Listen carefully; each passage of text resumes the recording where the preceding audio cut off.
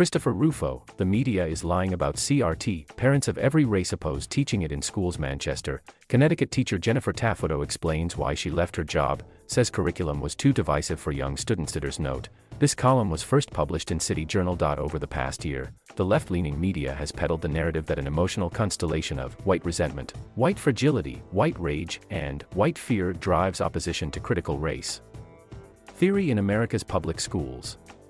Now NBC News claims it can prove it. In a long story featuring analysis of demographic data, NBC News reporter Tyler Kincaid and data editor Nigel Kawaya claim that the parent uprisings against critical race theory, which have occurred in more than 200 school districts across the country, are a backlash against rapid demographic change and the exposure of white students to students of color. Or, to put it bluntly, it's the ugly reaction of white racism in the face of rapidly integrating schools. As left-leaning Slate concluded, NBC's reporting proves that fear of white replacement and the desire to protect whiteness motivate the anti-critical race theory movement. There is only one problem: NBC's analysis is nonsense. The report, like the left-wing narrative about critical race theory more generally, fails both statistically and imaginatively.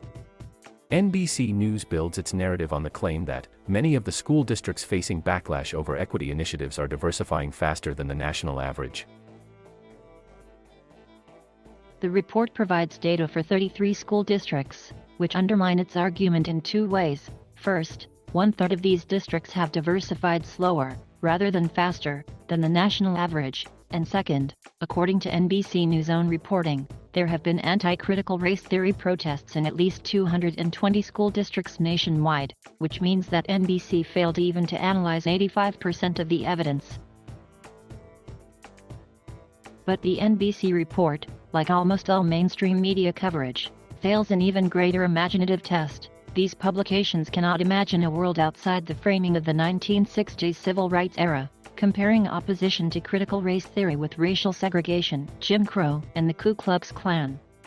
NBC suggests starkly that these communities have long segregated their schools to exclude blacks, while the Slate piece makes a more explicit comparison between parent protesters and Louisiana's White League racist mass shooters and the Capitol insurrectionists.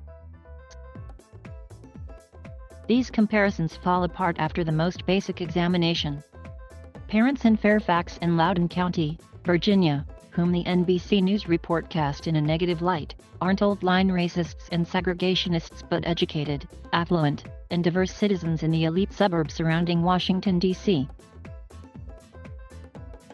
Contrary to the narrative about white families lashing out against an influx of minority students, the leader of the parent opposition in Fairfax County is an Indian-American woman, Asra Nomani, who has blasted critical race theory for reducing academic standards and discriminating against high-performing Asians. And Loudoun County has roughly the same proportion of blacks as it did 20 years ago. The highest rate of population growth has been among Asians and Latinos, who, according to a recent Rasmussen poll, oppose critical race theory by a 2-to-1 margin, the same as white voters. NBC News' misleading report is part of a broader campaign to confuse the public about critical race theory. Over the summer, as the parent protests began to make headlines, left-leaning media initially claimed that CRT was an obscure theory found only in law schools. But parents saw the overwhelming amount of reporting about critical race theory in their schools in powerful organizations, including the National Teachers Union and the U.S. Conference of Mayors, explicitly endorsing critical race theory in public education. When these and other attempts at denial and deflection failed, left-leaning activists and journalists fell back on an old sawhorse, decrying opponents as racists. This gambit will not work, either. Though few parents have delved into the bibliographies of critical race theory architects like Derek Bell or Kimberly Crenshaw, most parents have an instinctual feel for the danger that such divisive ideologies pose to their kids. Polling data going back 9 months marks a clear progression. The more Americans hear about critical race theory, the likelier they are to oppose it. In a poll conducted between December 2020 and February 2021, the Heritage Foundation found that only 35% of parents were familiar with critical race theory, with 14% having an unfavorable opinion and 26% having a favorable opinion, while the rest were neutral or unsure. This summer, however, After 6 months of heavy media coverage, those numbers turned upside down. A June 2021 Economist/YouGov poll found that 64% of adults had heard of critical race theory, of whom 58% had an unfavorable opinion and 38% had a favorable opinion. The racial dynamics, too, scramble the lazy narrative about wide backlash.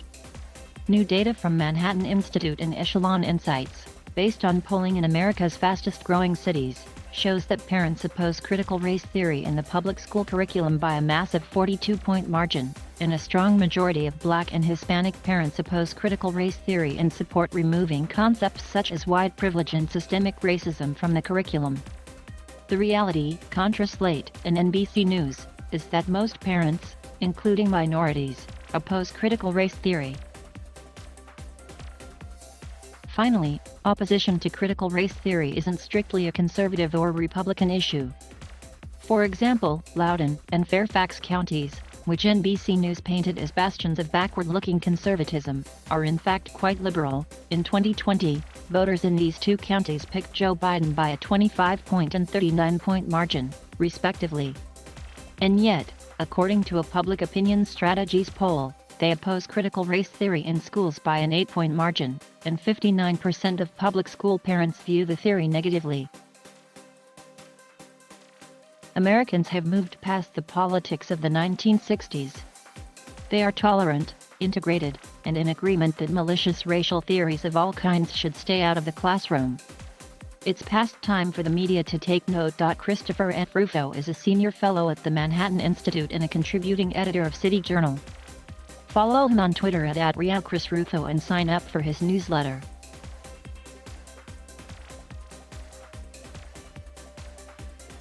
Thank you for watching. Please subscribe.